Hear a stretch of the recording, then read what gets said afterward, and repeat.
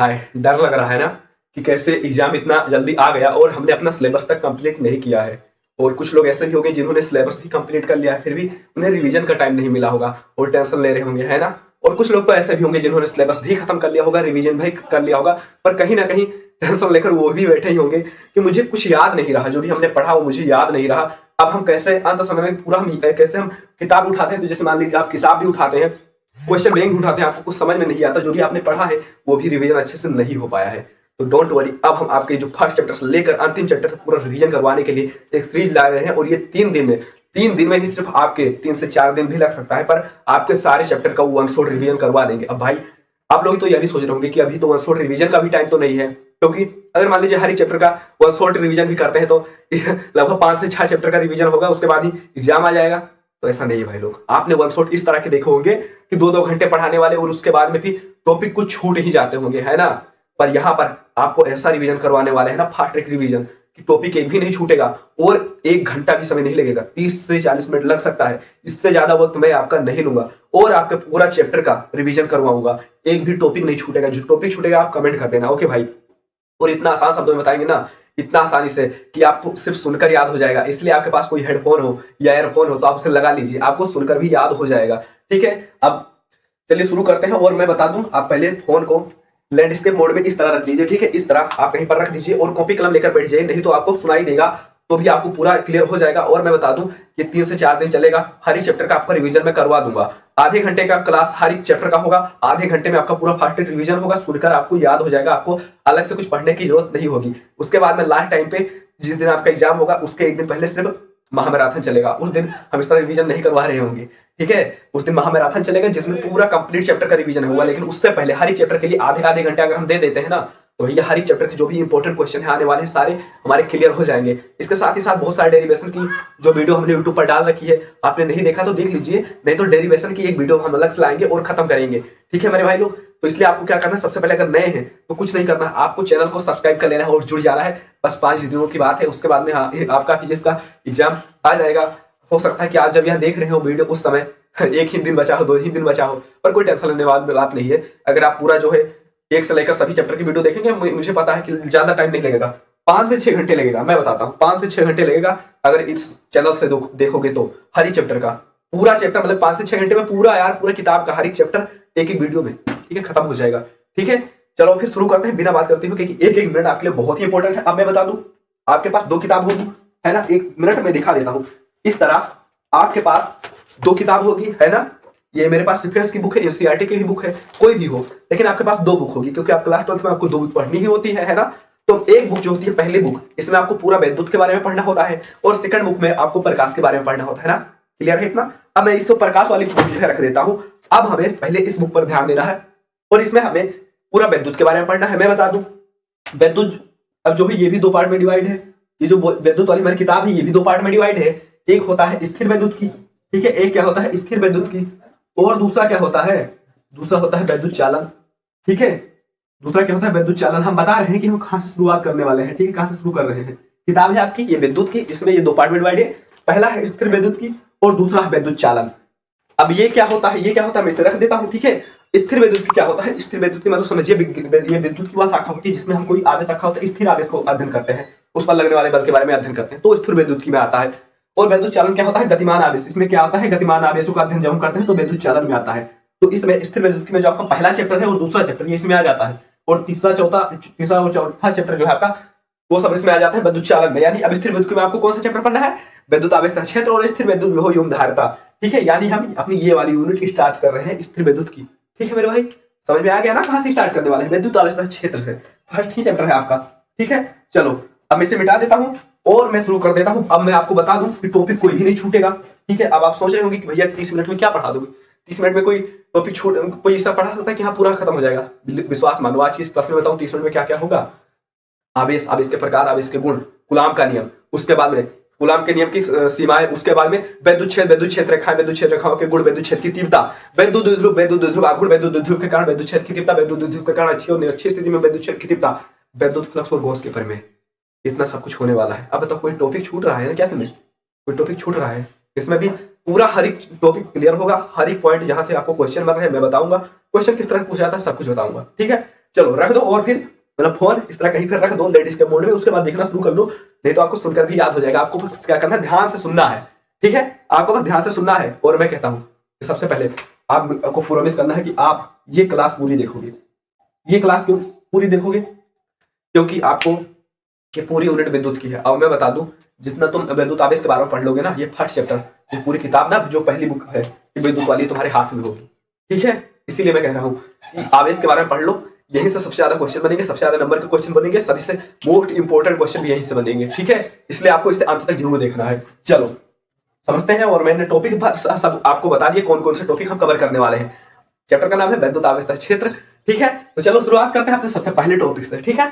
सबसे पहले टॉपिक से शुरुआत करते हैं, क्या है विद्युत आवेश, आखिर विद्युत आवेश होता क्या है, ठीक है। विद्युत आवेश क्या होता है तो मैं बता दूं, आप अच्छे हैं ना ये आपका क्या है, गुण है ना। तो वही उसी तरह जो विद्युत आवेश होता है ये पदार्थ का गुण होता है, आप अच्छे हैं ये आपका गुण है, और विद्युत आवेश जो होता है किसी पदार्थ का गुण होता है, ठीक है। जैसे हो सकता है मार्कर का भी गुण हो, इसमें भी वो गुण हो आवेश का, ठीक है। और मैं बता दूं, जो जिस वस्तु में आवेश का गुण होता है ना, जो वस्तु आवेशित हो जाती है ना, उसमें विद्युत अथवा चुंबकीय प्रभाव उत्पन्न हो जाता है। ये क्या होता है, उदाहरण से समझो, ठीक है। उदाहरण समझो, आज छोटे होंगे तो एक काम तो किए होंगे, अब पेन को लेकर जाते हैं अपने बालों में रगड़ते हैं, सूखे बालों में, उसके बाद में कागज के छोटे छोटे टुकड़े पास ले जाते हैं, तो क्या होता था, कुछ तो दूर भागने लगते थे और कुछ उससे चपकने लगते थे, है ना, थोड़ी हलचल उत्पन्न हो जाती थी। ऐसा क्या होता था, क्योंकि उसमें आवेश का गुण उत्पन्न हो गया ना, इसी के कारण। तो वही कह सकते हैं कि हम कि जो विद्युत आवेश होता है किसी पदार्थ का वह गुण होता है जिससे उसमें विद्युत और चुंबकीय प्रभाव उत्पन्न हो जाता है ना। तो जब उसमें देखो आवेश का गुण आया तो विद्युत और चुंबकीय प्रभाव उत्पन्न हो गया। अब ये क्या होता है, विद्युत और चुंबकीय प्रभाव, चुंबकीय प्रभाव क्या होता है, चुंबक क्या करता है, तो आकर्षित करता है, तो प्रतिकर्षित करता है ना। वही कह सकते हैं हम कि हाँ विद्युत आवेश क्या होता है, किसी पदार्थ का, सबसे पहले क्या लिखोगे, गुण है, जिससे उसमें क्या होता है, विद्युत और चुंबकीय प्रभाव उत्पन्न हो जाता है। इससे क्या होता है, या तो वस्तु से दूर भागेगा, या तो क्या करता है, आकर्षित करने लगता है, ठीक है, जिससे वो वस्तु को अपनी ओर आकर्षित करने लगता है, तो प्रतिकर्षित करने लगता है, ठीक है। क्या इतनी बात क्लियर है?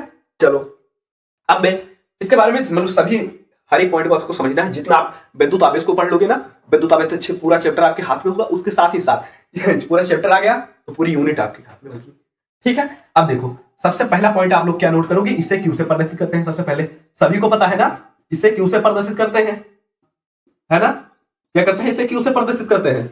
दूसरा क्या लिखोगे, यह एक, क्या लिखोगे, यह एक अदिश राशि है, क्या लिखोगे, यह एक अदिश राशि। अदिश राशि क्यों, अब राशि क्या होती है, सदिश राशि। अदिश राशि क्या होती है, सदिश राशि जिसकी हमें दिशा ज्ञात हो और परिमाण भी ज्ञात हो। अदिश राशि जिसकी हमें परिमाण ज्ञात हो लेकिन दिशा ना ज्ञात हो, तो इसकी हमें दिशा नहीं ज्ञात होती है, ठीक है, इसलिए यह एक अदिश राशि हो जाती है। तीसरा आप क्या लिखोगे, मात्रक लिखोगे, ये सबसे इंपॉर्टेंट है, क्या लिखोगे, मात्रक। मात्रक क्या होता है, इसका मात्रक जो होता है कूलाम होता है, ठीक है, इसका मात्रक होता है कूलाम, ठीक है, ये बात नोट कर लेना, मात्रक कूलाम होता है। क्यों से प्रदर्शित करते हैं, यह एक अदिश राशि से। इतनी बात क्लियर है। अब देखो यहां पर सबसे इंपॉर्टेंट क्या है, यहां पर मैं आपको सबसे इंपॉर्टेंट बता देता हूं, मार्कर में चेंज कर लेता हूं।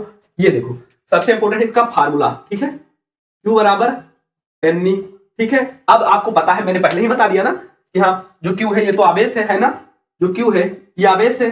अब मुझे बता दो ये N क्या है, ये तो आवेश से आप लोग समझ गए होंगे, है ना।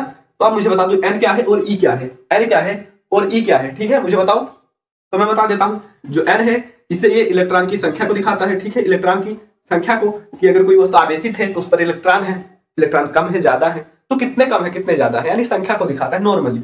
और जो ई होता है ये इलेक्ट्रॉन पर आवेश को दिखाता है, ये क्या दिखाता है, इलेक्ट्रॉन पर आवेश को। और इलेक्ट्रॉन आवेश कितना होता है, एक इलेक्ट्रॉन पर आवेश 1.6 × 10⁻⁻19 कूलाम, है ना, इतना कूलाम होता है एक इलेक्ट्रॉन पर आवेश, उसी को दिखाता है, ठीक है। तो जहां कहीं भी न्यूमेरिकल में आपको ये फार्मूला यूज करना पड़े, वहां पर ई के स्थान पर क्या लिखोगे, 1.6 × 10⁻�19, ठीक। इतनी बात क्लियर है, फॉर्मूला आपको क्लियर है। अब चलो एक इंपॉर्टेंट बात और है, ठीक है, कि जो इसका आवेश होता है इसके प्रकार, ठीक है, इसके प्रकार ध्यान रखना।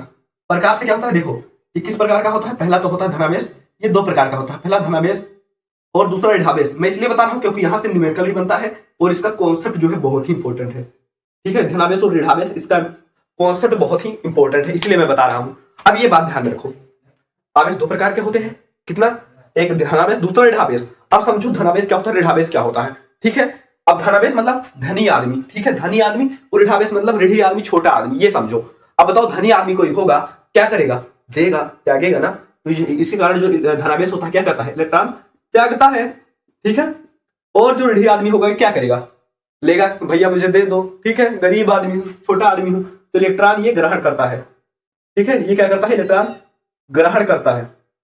ठीक है मेरे भाई, इतनी बात क्लियर है। अब बताओ मुझे, कोई इलेक्ट्रॉन दे रहा है, किसी को दे देगा अपने पास से, तो क्या होगा? इलेक्ट्रॉन के पास उसकी कमी हो जाएगी, है ना, उसके पास इलेक्ट्रॉन कम हो जाएंगे। ठीक है, और कोई इलेक्ट्रॉन ले लेगा तो क्या होगा? उसके इलेक्ट्रॉन ज्यादा हो जाएंगे। तो यहां पर क्या हो जाएगी? इलेक्ट्रॉन की अधिकता हो जाएगी, है ना। तो जहां कहीं भी आपको बात करें, मतलब न्यूमेरिकल में भी आ जाए, पेपर में आ जाए, इलेक्ट्रॉन की कमी की बात करें, आप समझ जाना वहां पर क्या है, धनावेश से इलेक्ट्रॉन दे रहा है, त्याग रहा है, इसीलिए वहां पर इलेक्ट्रॉन की कमी हो रही है। और इलेक्ट्रॉन की अधिकता की बात करें तो समझ जाओ कि वहां पर ऋणावेश है और वो इलेक्ट्रॉन ग्रहण कर रहा है, इसी कारण उसके पास इलेक्ट्रॉन जो है ज्यादा हो जा रहे हैं। ठीक है, इतना कॉन्सेप्ट क्या क्लियर है आवेश के बारे में? अब एक बात और है, ठीक है, ये आपने बताया था कि हाँ, जो विद्युत आवेश होता है किसी पदार्थ का गुण होता है, इससे क्या होता है, वो वस्तु को अपनी ओर आकर्षित करने लगता है, प्रकर्षित करने लगता है। या फिर आपने ये भी तो देखा होगा कि हाँ, चुंबक में होता है, चुंबकीय प्रभाव होता है। और फिर आपने जब दो चुंबक को पास ले जाते होंगे तो कभी कभी तो चिपक जाते हैं और कभी दूर भागने लगते हैं। ये कब आकर्षित होते हैं, कब प्रकर्षित होते हैं, बताओ ना। ठीक है, समझो, जब क्या होगा, पहला जो है आवेश है, मतलब कि धनावेश है, दूसरा भी धनावेश है, यानी कोई समान प्रकृति की आवेश है, पहला धनावेश दूसरा भी धनावेश। ठीक है, तो ये क्या करेंगे, एक दूसरे से दूर भागेंगे, एक दूसरे को प्रकर्षित करेंगे। ठीक है ना मानी बात। उसके बाद में अगर विपरीत प्रकृति के बाद आवेश है, एक प्लस है दूसरा माइनस है, एक धनात्मक है और दूसरा ऋणावेश है, ठीक है, तो ये क्या करेंगे, ये एक दूसरे को आकर्षित करेंगे।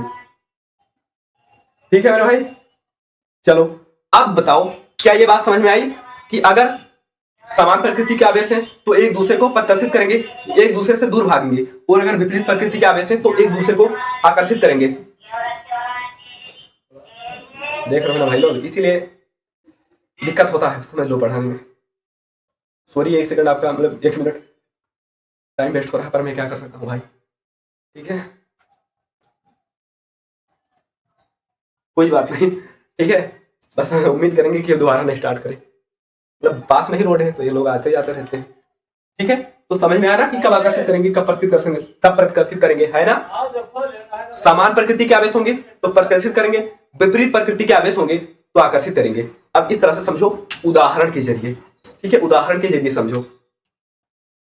ठीक है, अगर मुझे ये बताओ कि अगर विपरीत प्रकृति के एक मेल होता है, दूसरा भी मेल होता है, यानी समान प्रकृति के जेंडर होते हैं, तो क्या करते हैं, प्रकर्षित करते हैं ना, दूर भागते हैं, है ना।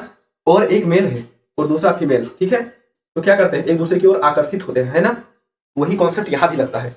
समान जेंडर के लोग क्या होते हैं, एक दूसरे से दूर भागते हैं, प्रकर्षित होते हैं, और विपरीत जेंडर के लोग एक दूसरे की ओर आकर्षित होते हैं, है ना। उसी तरह यही कॉन्सेप्ट यहाँ लगता है कि समान प्रकृति के आवेश क्या होंगे, एक प्लस से दूसरा भी प्लस से प्रकर्षित करेंगे, एक माइनस से दूसरा भी माइनस से प्रकर्षित करेंगे, दूर भागेंगे। और अगर एक प्लस से दूसरा माइनस से तो एक दूसरे को आकर्षित करेंगे, एक धनावेश से दूसरा ऋणावेश से तो एक दूसरे की ओर आकर्षित होंगे। ये बात याद रखना। अब चलो, इतनी सारी बातें छाप लीजिए और अब हम बढ़ेंगे अपने अगले टॉपिक पर। बस हाँ, एक बार मैं दोबारा रिवीजन कर रहा हूँ। आवेश क्या होता है, किसी पदार्थ का वह मौलिक गुण होता है जिससे उसमें विद्युत तथा चुंबकीय प्रभाव उत्पन्न होते हैं, जिससे वस्तु को अपनी ओर आकर्षित करने लगता है। इसे क्यू से प्रदर्शित करते हैं, यह गतिज से मात्रा कूलाम होता है। सूत्र होता है क्यू बराबर एन, क्यू आवेश को दिखाता है, एन इलेक्ट्रॉन की संख्या को दिखाता है, और ई दिखाता है कि इलेक्ट्रॉन पर आवेश कितना। प्रकार की बात करें, 2 प्रकार के होता है, धनावेश और ऋणावेश। धनावेश मतलब कोई धनी आदमी है, इलेक्ट्रॉन त्याग रहा है, उसके पास इलेक्ट्रॉन कम हो जा रहे हैं। ऋणावेश मतलब कोई ऋणी आदमी, छोटा आदमी है, इलेक्ट्रॉन को ग्रहण करेगा और उसके इलेक्ट्रॉन जो है ज्यादा हो जाएंगे, है ना।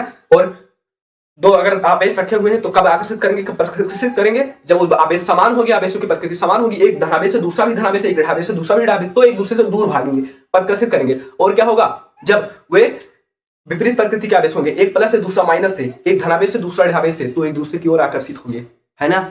ये समझना। अब इतनी बात क्लियर है, इसे छाप लीजिए।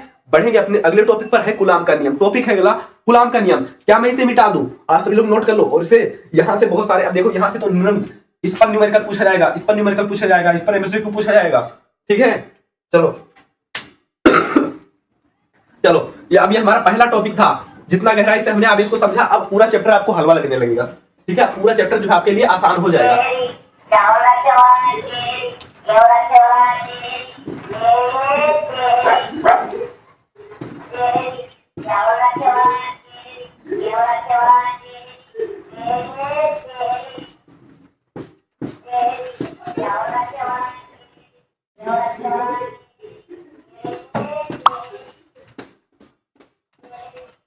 चलो, नोट कर लिया आप सभी लोगों ने। चलो अब मैं मिटा देता हूं इसे, ठीक है। एक सेकंड, अच्छे से मिटा देता हूं, उसमें पानी लगे है, लिखा नहीं जा रहा होगा, ठीक है। मैं मिटा देता हूं उसे, ठीक है। अच्छे से आपने नोट कर लिया होगा, उम्मीद है। अगला टॉपिक है कूलाम का नियम।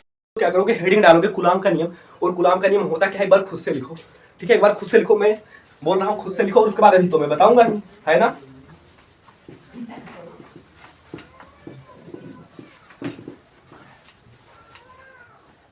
चलो, टॉपिक क्या है, कूलाम का नियम, ठीक है। हेडिंग डालेंगे कूलाम का नियम।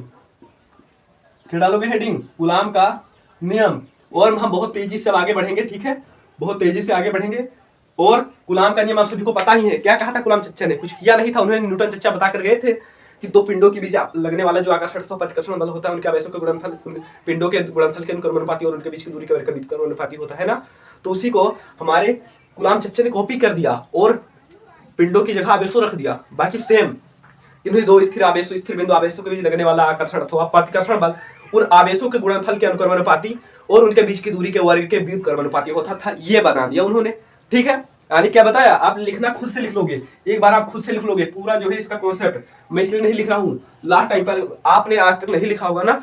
अब मान लो आप डायरेक्ट जाकर एग्जाम में लिखते हो और गलती हो जाती है आपसे, ठीक है, तो नंबर तो कटेंगे ना। इसलिए आपको क्या करना है, एक बार मैं यहाँ पर बता दूंगा, लिख लेना है आपको खुद से, ठीक है, ताकि आपको कम टाइम में पूरा रिवीजन हो जाए। क्या लिखोगे, किन्हीं दो स्थिर बिंदु आवेशों के बीच लगने वाला आकर्षण अथवा प्रतिकर्षण बल उन आवेशों के गुणनफल के अनुक्रमानुपाती और उनके बीच की दूरी के वर्ग के व्युत्क्रमानुपाती होता है। यानी क्या कहा कि मान लो हमारे पास कोई दो आवेश हैं, ठीक है, क्या कहा, हमारे पास दो आवेश है। क्या माना हमने, पहले का आवेश Q1 है और दूसरा आवेश Q2 है, ठीक है। ये माना हमने कि हमारे पास दो बिंदु आवेश है। और क्या बताया कि चलो मान लेते हैं कि बीच की दूरी जो है R है, ठीक है, R है। तो क्या होगा, इनके बीच एक बल लगेगा, इनके बीच क्या होगा, बल लगेगा। हमने पहले भी बहुत बार बता चुके हैं, गद्दी पर हम रहे चाहे मुन्ना, नियम सेम ही रहेगा। अगर कहीं दो आवेश एक दूसरे से कुछ दूरी पर स्थित होंगे तो उनके बीच बल जरूर लगेगा, याद रखना, फिट कर लेना यहाँ पर कि अगर दो आवेश हैं एक दूसरे से कुछ दूरी पर रखे हुए हैं तो उनके बीच बल लगेगा, ठीक है, ये बनी बात है। और देखो बल लगेगा, अब बल चाहे आकर्षण का हो, चाहे बल आकर्षण का हो, चाहे प्रतिकर्षण का हो, ठीक है। अब मैंने ये तो आपको बता ही दिया कब आकर्षण का लगेगा और कब प्रतिकर्षण का लगेगा। जब विपरीत प्रकृति के आवेश होंगे तो आकर्षण का लगेगा, और जब समान प्रकृति के आवेश होंगे, यानी एक प्लस से दूसरा भी प्लस है, तो उनके बीच प्रतिकर्षण का बल लगेगा। ये हमने आपको बता रखा है। अब क्या बताया कि हाँ आवेश रखे हैं तो उनके बीच बल लगेगा। तो क्या बताया कि जो बल लगेगा, यानी बल को किससे डिनोट करते हैं, एफ ना। वो बताया कि अनुक्रमानुपाती होगा किसके, दोनों आवेशों के गुणनफल के, यानी पहला आवेश Q1 और इसका गुणा में Q2, ठीक है। क्या बताया, अनुक्रमानुपाती होगा दोनों आवेशों के गुणनफल के, यानी Q1 into Q2। और क्या बताया कि व्युत्क्रमानुपाती होगा किसके, ठीक है, इसके अनुक्रमानुपाती और व्युत्क्रमानुपाती होगा उनके बीच की दूरी के वर्ग के। बीच की दूरी कितनी है, r, दूरी का वर्ग r स्क्वायर, उसका व्युत्क्रम 1/r स्क्वायर, ठीक है। इसका क्या बताया, व्युत्क्रमानुपाती होगा, ठीक है, कि हाँ जो बल लगेगा दोनों आवेशों के गुणनफल के अनुक्रमानुपाती होगा, उनके बीच की दूरी के वर्ग के व्युत्क्रमानुपाती होगा। अब बताओ, अगर हम इससे पहला समीकरण मान ले, इससे क्या मान ले, पहला समीकरण, और उसे दूसरा समीकरण मान ले, तो हम क्या लिख सकते हैं, समीकरण 1 व 2 से, समीकरण 1 व 2 से क्या लिख देंगे, बताओ। हाँ ये लिख देंगे, एफ प्रोपोर्शनल क्या लिख दूंगे, लिख देंगे Q1 Q2 बटे R स्क्वायर, ये हो जाएगा, है ना। अब देखो ये हो जाएगा ना। अब देखो जब कांस्टेंट हटेगा तो क्या हो जाएगा, कांस्टेंट हटेगा, कांस्टेंट हटेगा तो यहाँ पर आ जाएगा F बराबर क्या हो जाएगा, 1/4 पाई एप्सिलॉन नॉट आ जाएगा, 1/4 pi epsilon not into Q1 Q2 बटे R स्क्वायर, ये वैसे ही रह जाएगा, ठीक है। ये आ जाएगा किन्हीं दो आवेशों के बीच लगने वाले बल का सूत्र, ठीक है, ये हमारे पास निकल कर आ गया, ठीक है। तो यही होता है। अब आपको सभी को पता है कि जो F है यहाँ पर ये बल लगने वाला बल है, उनके बीच लगने वाला बल है, इसे F से डिनोट करते हैं। आप सभी को ये पता है कि जो है Q1 है ये पहल कवा आवेश है और जो Q2 है ये दूसरा कवा आवेश है, ठीक है। R भी पता है कि चलो इनके बीच की दूरी है, ठीक है। और ये 1/4 ये पता है, पाई भी पता है कुछ, लेकिन ये क्या है, ये मुझे कुछ नया दिख रहा है, ये कुछ नया दिख रहा है ना। ये नया तो मैं बता दूं, ये जो नया कुछ आपको दिख रहा है ये होता है निर्वात की वैद्युतशीलता, निर्वात की वैद्युतशीलता, ठीक है। इसे क्या कहते हैं, निर्वात की वैद्युतशीलता। और इसका जो मान होता है क्या होता है, 8.85 इंटू 10⁻⁻12 न्यूटन मीटर स्क्वायर प्रति कूलाम, ठीक है। यही है कि कूलाम बटे न्यूटन मीटर स्क्वायर है। एक सेकंड में देख लेता हूँ, ठीक है, वैसे मुझे पता है जहां तक यही होगा। हाँ ये आगे है, कूलाम ये आगे है, ठीक है। इसमें होता है, इसमें होता है, इसमें होता है, ये इसका मात्रक है 1/4 पाई एप्सिलॉन नॉट का। तो इसका मान क्या होता है, मान याद रखना, एमसीक्यू में भी पूछा जाता है। क्या पूछा जाएगा, निर्वात की वैद्युतशीलता जो होती है एप्सिलॉन का मान क्या होता है, याद रखना 8.85 इंटू 10⁻⁻12, और ये न्यूमेरिकल में भी आपको काम आएगा। दूसरी बात कि जो 1/4 पाई ये है एप्सिलॉन, इसका क्या मान होता है, तो मैं बता दूं, इसका मान होता है 9 × 10⁻⁹, और इसी का उल्टा, मात्रक इसी का उल्टा क्या हो जाएगा, न्यूटन मीटर स्क्वायर प्रति कूलाम स्क्वायर। ठीक है, चलो इतनी बात क्लियर है, मैंने बता दिया ना। हाँ, यहाँ पर लिख लेना कूलाम का नियम यार खुद से, ठीक है, पूरा रिवीजन मैं करवा दूं ताकि कम से कम समय में आपका। चलो क्या हो जाएगा कि हाँ, उनके बीच लगने वाला बल होगा जो कर्मानुपाती होगा दोनों आवेशों के गुणनफल के, उनके बीच की दूरी के वर्ग के बीच कर्मानुपाती होगा। कांस्टेंट लगा हुआ था, कांस्टेंट का चिन्ह था, तो 1/4 नोट आ गया। ठीक है, पता था कि हाँ ये सब कुछ, ये Q1 Q2 पहला आवेश, दूसरा आवेश, दूरी और ये बल है, यही नहीं पता था, हमने बता दिया। निर्वाती विद्युतशीलता होती है, इसका मान 8.85 ×10⁻12 होता है, और ये 1/4 है, इसका मान होता है 9 × 10⁻9 न्यूटन मीटर स्क्वायर बटे कूलाम स्क्वायर। ठीक, क्या इतनी बात क्लियर है? चलो अब इसे क्या कीजिए, छाप लीजिए और यहाँ पर लिख लेना खुद से। ठीक है, इन्हें दो स्थिर बिंदु आवेशों के बीच लगने वाला आकर्षण अथवा प्रतिकर्षण बल इन आवेशों के गुणनफल के अनुक्रमानुपाती और उनके बीच की दूरी के वर्ग के व्युत्क्रमानुपाती होता है। ठीक है, चलो लिख लोगे ना, किसी भी बुक में मिल जाएगा आपको। ठीक, चलो अब बढ़ते हैं अपने अगले टॉपिक पर। अगला टॉपिक हमारा क्या है, उम्मीद करते हैं आपने लिख लिया होगा और आपके पास नोट भी होगा। ठीक है, अब हम रिवीजन ही करवा रहे हैं ना, तो बहुत तेज चलेंगे। ठीक है, हाँ, डीप में कुछ कोई भी चैप्टर देखना है तो हर एक चैप्टर डीप में पढ़ा हुआ है, चैनल पर जाना मिल जाएगा आपको, बस थोड़ा नीचे जाना। ठीक है, 10-15 वीडियो स्क्रॉल करोगे मिलेगा, क्योंकि बीच में तो हिंदी की क्लास ही चल रही थी, हिंदी का एग्जाम था ना आपका। चलो मिटा देता हूँ अच्छे से, ताकि अच्छे से लिख जाए। मैं इसे 2 बार मिटाना पड़ता है, ठीक है, नहीं तो अच्छे से लिख ही नहीं जाता है इस पर। ठीक है, अच्छे से लिख ही नहीं जाता नहीं तो। अब मुझे बता दो क्या कैमरा चालू है इस समय? मैं देख पा रहा हूँ, देखिए एक सेकंड में देख लेता हूँ। ठीक है, कैमरा चालू है एकदम। तीसरा हमारा टॉपिक है, हमारा याद रखना, हमने क्या पढ़ा, विद्युत आवेश, आवेश गुण और कूलाम का नियम। तीसरा हमारा टॉपिक है विद्युत क्षेत्र। मैं यहाँ पर लिख देता हूँ, यहाँ पर विद्युत क्षेत्र, और इससे भी इंपॉर्टेंट क्या है, इससे भी इंपॉर्टेंट है विद्युत क्षेत्र की तीव्रता। ऊपर थोड़ा सा ऊपर यही लिखते हैं। ठीक है, विद्युत क्षेत्र की तीव्रता।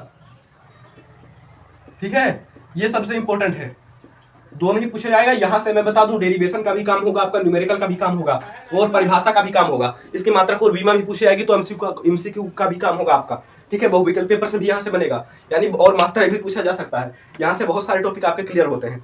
अब समझो कोई बड़ी बात नहीं है, विद्युत क्षेत्र खाएं।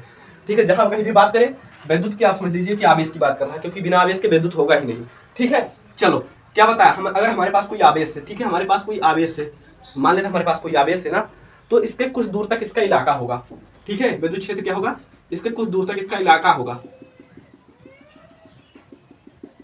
इसके चारों तरफ एक क्षेत्र होगा। और मैंने पहले भी बताया है, जैसे आपके इलाके के विधायक जी हैं, कोई प्रधान जी हैं, तो उनका अपना एक क्षेत्र है ना, उसी तरह आवेश का भी एक क्षेत्र होता है, चारों तरफ, उसके चारों तरफ एक क्षेत्र होता है, और इस क्षेत्र को ही क्या कहते हैं, इस क्षेत्र को भी कहते हैं विद्युत क्षेत्र। इस क्षेत्र को भी क्या कहते हैं, विद्युत क्षेत्र कहते हैं। अगर इसमें, अब मान लो आपके प्रधान इलाके में कोई आ जाएगा, प्रधान जी के इलाके में कोई, विधायक जी के इलाके में दूसरा आवेश, मान लो दूसरे कोई आ जाएगा, तो उस पर बल लगने लगेगा, है ना, उस पर दबाव पड़ने लगेगा, है ना, लगाने लगेंगे ना प्रधान जी। इसी तरह इनके क्षेत्र में जब मान लीजिए कोई दूसरा आ जाता है ना, कोई दूसरा, मैं दूसरा मार्कर ले लेता हूँ, कोई दूसरा मान लीजिए आवेश आ गया, अगर क्यों यहाँ पर दूसरा आ गया, ये कौन सा आवेश है यार, बिंदु आवेश, हाँ परीक्षण आवेश। ठीक है, कोई दूसरा परीक्षण आवेश आ गया, तो इस पर बल लगेगा। ठीक है, इस पर क्या होगा, बल लगेगा, ये समझिए। ठीक है, उसमें विद्युत चुंबकीय प्रभाव उत्पन्न हो जाएगा। ठीक है, किसमें, कहाँ पर आएगा, इसके चारों तरफ के जो क्षेत्र होगा, यानी विद्युत क्षेत्र में आएगा। परिभाषा याद रखना, सिंपल सा है कि हाँ, आवेश सिंपल सा कहे तो विद्युत आवेश जो होता है, आवेश के चारों तरफ का जो क्षेत्र होता है ना, उसे ही विद्युत क्षेत्र कहते हैं। थोड़ा मॉडिफाई करके लिख दोगे तो यही कहोगे कि आवेश के चारों तरफ का वह क्षेत्र जिसमें कोई अन्य परीक्षण आवेश क्या होता है, आने पर बल का अनुभव करता है। ठीक है, बल का अनुभव करता है, उसे ही कहते हैं विद्युत क्षेत्र। ठीक है, सिंपल शब्दों में आप लिखोगे, आवेश के चारों तरफ का जो क्षेत्र होता है, आवेश के, या फिर कहें आवेश के क्षेत्र को ही विद्युत क्षेत्र कहते हैं, आवेश के क्षेत्र को ही विद्युत क्षेत्र कहते हैं। ठीक है, ये समझना। ठीक है, मॉडिफाई करके आप लिख लेना ना कि हाँ, किसी आवेश के चारों तरफ का वह क्षेत्र जिससे उसमें विद्युत चुंबकीय प्रभाव उत्पन्न होता है, परीक्षण आवेश आने पर उस पर बल लगता है, वही कहलाता है विद्युत क्षेत्र। ठीक है, चलो अब मैं बता दूं, ये विद्युत क्षेत्र होता है, इसका यह एक सदिश राशि है। मैं बता दूं, इसकी दिशा होती है, इसलिए यह क्या है, एक सदिश राशि है। ठीक है, क्या है, यह एक सदिश राशि। दिशा क्या होती है, दिशा होती है धनावेश से ऋणावेश। क्या होती है, धनावेश से ऋणावेश। यानी अगर मान लो हमारे पास कोई आवेश रखा हुआ है, ठीक है, आवेश रखा हुआ है, ये है हमारे पास धनावेश और यह है ऋणावेश, तो इसकी जो दिशा होगी ये इधर से इधर की ओर होगी। ठीक है, ये समझना, इधर से धनावेश से बाहर होगी और इसकी तरफ होगी। ठीक है, ऋणावेश की ओर जाएंगे तो इसकी तरफ होगी। धनावेश की तरफ जाएंगे, इसके बाहर होगी, है ना, धनावेश से बाहर ऋणावेश की ओर, यानी धनावेश से ऋणावेश, सिंपल दिशा है इसकी, ये याद रखना, वहां डेरिवेशन में काम आएगा अच्छे निरक्षे वाले में, सदिश राशि, ये भी ध्यान में रखना। अब तीव्रता क्या होती है, विद्युत क्षेत्र तो समझ गए ना कि हाँ कोई आवेश रखा हुआ है तो उसके चारों तरफ एक क्षेत्र होगा, उसका अपना एक एरिया होगा उसके चारों तरफ, जिसमें उसका दबदबा चलेगा, उसका पौहा चलेगा, ठीक है, उसे कहेंगे विद्युत क्षेत्र, ठीक है, आवेश के चारों तरफ के क्षेत्र को क्या कहेंगे, विद्युत क्षेत्र कहेंगे, सिंपल, ठीक है, ये समझ में आ गया। अब विद्युत क्षेत्र की तीव्रता क्या होती है, ठीक है, मैंने बताया, क्या बताया मैंने, कोई आवेश रखा है तो उसके चारों तरफ एक क्षेत्र होगा, ये बताया था ना मैंने, ये तो बताया था। अब मैंने और एक और बात बताई थी, किसे कहेंगे, क्या कहेंगे, इसे विद्युत क्षेत्र कहेंगे, है ना, इसे विद्युत क्षेत्र कहेंगे, ये बताया था मैंने, आवेश के चारों तरफ एक क्षेत्र होगा उसे विद्युत क्षेत्र कहेंगे, अभी यही बताया है। अब यहाँ पर मैंने एक और बात बताई थी कि यहाँ पर दूसरा आवेश आ गया Q0 इसके अंदर, तो क्या होगा, बताया था ना, बल लगेगा, बल लगेगा, ये बनी बात है, जहां भी दो आवेश एक दूसरे के पास आएंगे वहां पर गुलाम चच्चा कूद पड़ेंगे और बल लगाने लगेंगे, ठीक है, तो ये बात आपको ध्यान में रखना है, जहां भी दो आवेश एक दूसरे को दूरी पर रखेंगे वहां पर बल लगेगा। तो यहाँ पर अगर कोई आवेश आ गया, एकांक परीक्षण आवेश, मैंने मान लिया कि एकांक परीक्षण आवेश इसके अंदर आ गया तो इस पर बल लगेगा, तो उसे ही क्या कहेंगे, विद्युत क्षेत्र की तीव्रता, ठीक है, सिंपल वर्ड में कहें तो एकांक परीक्षण आवेश पर लगने वाला जो बल होता है उसे कहते हैं विद्युत क्षेत्र की तीव्रता। मॉडिफाई करके क्या लिखोगे कि विद्युत क्षेत्र में स्थित एकांक परीक्षण आवेश पर जो लगने वाला बल होता है उसे कहते हैं विद्युत क्षेत्र की तीव्रता। यानी अगर हम इसे विद्युत क्षेत्र की तीव्रता को ई से प्रदर्शित करें, विद्युत क्षेत्र की तीव्रता को इसी प्रदर्शित करें तो क्या लिख सकते हैं, एकांक परीक्षण आवेश यानी Q0 और उस पर लगने वाला बल यानी F, ठीक है, ये बल बटा आवेश, यही तो होगा ना, बल बटे आवेश, ठीक है, यानी E बराबर है बाई क्यू। अब बताओ मुझे, अगर परिभाषा पता है तो इसकी बात मतलब इसका जो सूत्र पता है, पता चल गया तो परिभाषा लिख लोगे, मात्रा लिख लोगे, बीमा लिख लोगे, ठीक है। चलो मान लो आपकी एग्जाम में आ जाता है, इससे रिलेटेड कुछ नहीं पता है, सिर्फ आपको ये इतना पता है, मैं बताता हूँ, सिर्फ आपको इतना पता है। अब इतने से आपको मतलब सूत्र भी नहीं पता है, बीमा भी नहीं पता है, परिभाषा भी नहीं पता है, ठीक है, मैं मान लेता हूँ मुझे नहीं पता। चलो अब मैं कैसे निकालूंगा, परिभाषा पूछा जाएगा, नीचे वाले को क्या मानूंगा, नीचे वाले को पकड़ो, इसे एकांक मान लो, क्या मान लो, इसे एकांक मान लो, तो परिभाषा में क्या लिख दोगे कि एकांक परीक्षण आवेश पर ऊपर अगर W होता तो लिख देते लगने वाला ले जाने में किया गया कार्य, अब ऊपर क्या है F, तो क्या लिखोगे एकांक परीक्षण आवेश, नीचे वाले को पकड़ोगे एकांक परीक्षण आवेश पर जो लगने वाला बल है उसे ही क्या कहते हैं, विद्युत क्षेत्र की तीव्रता, ठीक है। मॉडिफाई करके थोड़ा लिख दोगे तो लिखोगे कि विद्युत क्षेत्र में स्थित, ये विद्युत क्षेत्र है, इसमें स्थित एकांक परीक्षण आवेश पर जो लगने वाला बल होता है, ये बल उसे ही क्या कहेंगे, विद्युत क्षेत्र की तीव्रता यानी E, ठीक है, इलेक्ट्रिक फील्ड। और ये देखो अब यहां से परिभाषा पता चल गई ना, अब हमें इसका मात्रक लिखना है और बीमा भी लिखना है, और हमें तो पता है नहीं, है ना, परिभाषा भी लिख दिया हमने, सूत्र भी हमें पता है, मात्रक बीमा नहीं पता है, तो सूत्र पता है तो मात्रक बीमा हम आसानी से लिख लेंगे। कैसे लिखेंगे, चलो इसका ही तो लिखना है यानी ई का ना, तो चलो इसका सूत्र क्या होता है, ऊपर बल नीचे आवेश, तो जब हम इसका मात्रक लिखेंगे तो ऊपर बल का मात्रक और नीचे आवेश का मात्रक, है ना, सूत्र क्या होता है, ई बराबर F बाई क्यू, यानी ऊपर बल नीचे आवेश, तो मात्रक भी लिखेंगे, ऊपर बल का मात्रक नीचे आवेश का मात्रक, तो बल का मात्रक आप सभी को पता है न्यूटन होता है ना, और इसका आवेश का मात्रक क्या होता है, कूलाम, है ना, तो मात्रक क्या होगा, न्यूटन प्रति कूलाम हो जाएगा, है ना भाई भाई ठीक है, इसी तरह आप लिख देंगे, मात्रक हो जाएगा, इस तरह सूत्र दिया होता है बराबर F बाई क्यू, ऊपर बल नीचे आवेश, तो ऊपर बल का मात्रक नीचे आवेश का मात्रक, हो गया सूत्र हमारा। बीमा पूछ ली जाए, ये हो गया इसका मात्रक, ठीक है, बीमा पूछ ली जाए, एक और बात, बीमा, तो बीमा क्या हो जाएगा, ऊपर लिखो आवेश की बल की बीमा, नीचे आवेश की बीमा, ठीक है, सूत्र होता है ऊपर बल नीचे आवेश, ऊपर बल की बीमा लिखो, नीचे आवेश की बीमा लिखो, बल की बीमा होती है mlt की पावर -2 और आवेश की बीमा क्या होती है 80, है ना, तो इसका बीमा क्या हो जाएगा, मुझे बताओ, इसकी बीमा क्या हो जाएगी, ml -2 ऊपर पहले से ही है, एक ये माइनस जाएगा तो -3 हो जाएगा और a की घात -1, ये हो जाएगा इसकी बीमा, ठीक है। परिभाषा, सूत्र, मात्रक, बीमा मैंने सब कुछ बता दिया, कुछ भी बन सकता है यहाँ पर, मैं एक बार फिर से रिवाइज कर देता रहूं। विद्युत क्षेत्र क्या होता है, कोई आवेश है उसके चारों तरफ एक क्षेत्र होगा, उसे क्या कहेंगे, विद्युत क्षेत्र कहेंगे, इनमें कोई दूसरा परीक्षण आवेश आ जाएगा तो उस पर बल लगेगा, तो यानी कह सकते हैं सिंपल वर्ड में कि एकांक परीक्षण आवेश वह कोई विद्युत आवेश है उसके चारों तरफ का वह क्षेत्र जिसमें एकांक परीक्षण आवेश बल का अनुभव करता है, उसे क्या कहते हैं, विद्युत क्षेत्र कहते हैं, है ना। यह सदिश राशि है, दिशा मैंने बता दी, धनावेश से ऋणावेश की ओर। उसके बाद विद्युत क्षेत्र की तीव्रता को मैंने बताया कि हाँ कोई आवेश रखा हुआ है, अगर इसके चारों तरफ एक क्षेत्र होगा विद्युत क्षेत्र कहेंगे, इसमें कोई दूसरा आवेश आ जाएगा तो बल लगेगा, है ना, तो उस बल को ही क्या कहेंगे, विद्युत क्षेत्र की तीव्रता, यानी हम इसे सूत्र लिखेंगे तो E बराबर एक बल और उस पर आवेश, उस पर लगने वाला बल ठीक है, परिभाषा एकांक परीक्षण आवेश पर लगने वाला बल। मात्रक कैसे लिखोगे, ऊपर क्या है, ये देखो मात्रक सूत्र में क्या है, ऊपर बल है ना, और नीचे आवेश है। ऊपर लिखो बल का मात्रक, नीचे लिखो आवेश का मात्रक, हो गया मात्रक। इसी तरह बीमा भी नहीं पता है, ऊपर लिखो बल की बीमा, नीचे आवेश की बीमा, हो गई, है ना क्लियर। अब सब कुछ क्लियर है ना विद्युत क्षेत्र की तीव्रता के बारे में। चलो अब मैं मिटा देता हूं और हम बढ़ेंगे अपने अगले टॉपिक पर, ठीक है। अगले टॉपिक पर अगला क्या है हमारा, बिंदु आवेश के कारण विद्युत क्षेत्र की तीव्रता। एक डेरिवेशन है, छोटा सा डेरिवेशन है, 2 लाइनों का डेरिवेशन, और 5 अंक मिलेगा इसके लिए हमेशा। कभी कभी 3 अंक के लिए आता है, नहीं तो 5 अंक के लिए ही आता है। बिंदु आवेश के कारण विद्युत क्षेत्र की तीव्रता 5 अंक मिलते हैं, 2 लाइन का होता है, ठीक है। चलो इतनी बात क्लियर है, नोट कर लीजिए, कुछ कहीं से कुछ भी बन सकता है, ठीक है। परिभाषा मात्र बीमा।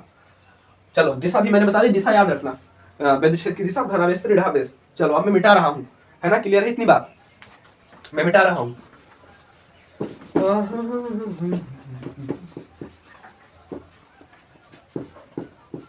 चलो अगला टॉपिक हमारा क्या है, मैं बता दूं, वैद्युत द्विध्रुव और वैद्युत द्विध्रुव आघूर्ण। विद्युत क्षेत्र हमने समझ लिया ना, क्या क्या समझा हमने, वैद्युत आवेश, कूलाम का नियम, विद्युत क्षेत्र की तीव्रता। अगला है वैद्युत द्विध्रुव और वैद्युत द्विध्रुव आघूर्ण। ये क्या होता है, ये दोनों कौन सी बला है, वैद्युत द्विध्रुव से नाम से ही पता चल रहा है कि कोई ऐसी चीज है जिसमें जो 2 है, ठीक है। जो लोग नए हैं यार प्लीज चैनल को सब्सक्राइब कर सॉरी, ठीक है, जो लोग नए हो तुरंत ही यार चैनल को सब्सक्राइब कर लेना। आपको कुछ नहीं करना, एक बार सब्सक्राइब करना है और भी कुछ भी नहीं करना है ना, हमेशा के लिए।